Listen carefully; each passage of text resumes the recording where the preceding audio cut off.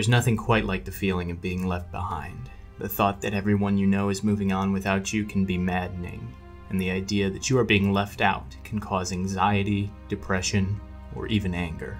These are the feelings that I have when I think about Everybody's Gone to the Rapture. Of course, the lonely world the Chinese room presents us with perpetuates feelings of melancholy, and without delving too deeply into the realm of thematic spoilers, being the only one left is a big part of the game. The thing I didn't expect was for that emotion to continue after I completed the game.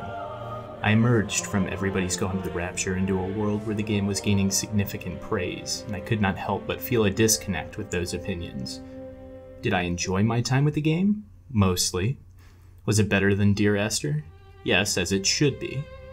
But did the game leave any lasting impression on me? Can I recommend this game to others? Not really. For the uninitiated, Everybody's Gone to the Rapture is a game about exploration.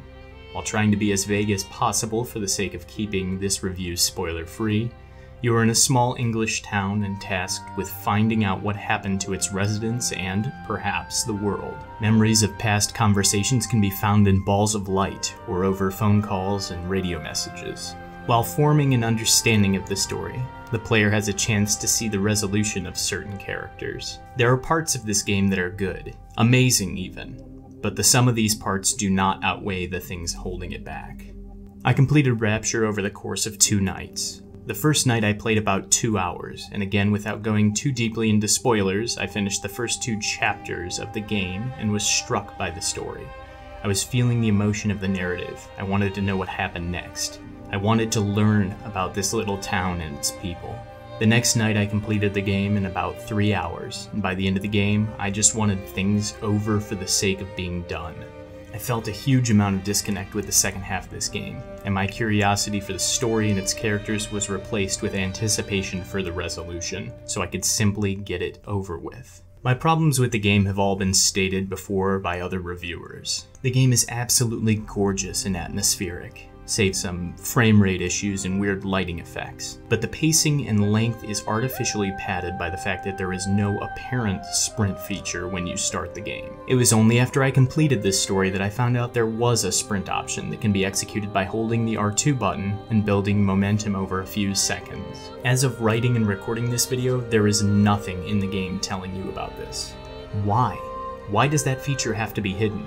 What purpose did it serve aside from artificially adding hours to the total playtime on initial reviews? I understand that the developers wanted to properly pace the story in certain areas to make sure that a moment played, or to give the player time to let what they have just witnessed sink in. But in most cases, they already limit the player speed in those sections, so I feel they could have communicated this feature without sacrificing pacing.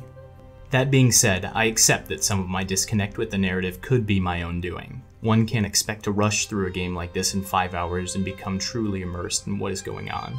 But I feel like no amount of wandering or little vignettes could bring me back to what I felt when I first started playing. Also, I feel like the pacing of the game forced me to resist exploration in favor of things that actually felt important to the plot. I didn't see everything, but I understood the story at least on a base level. I just can't shake the feeling that everyone else saw something I didn't see in those little moments, and that I am left alone with these feelings. One last thing I wanted to touch on was the ending, but I will try to be as vague as possible.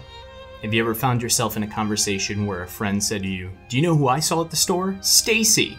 And that was the whole story? There was nothing else to it, nothing that came of it, no new information to gain?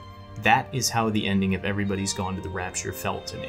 I felt like my hours of collecting backstory and learning about characters was reduced to a 2-minute cutscene that I could have called from the second chapter of the game.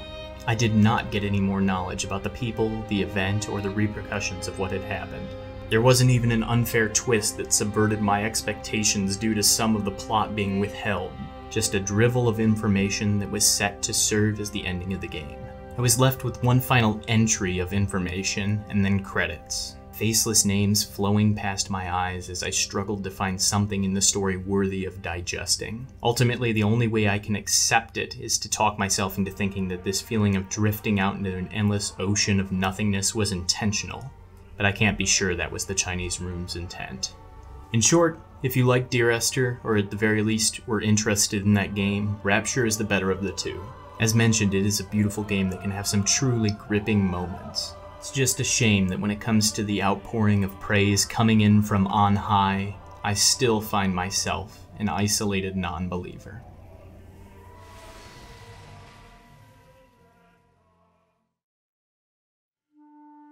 Thank you for taking the time to watch our video here today.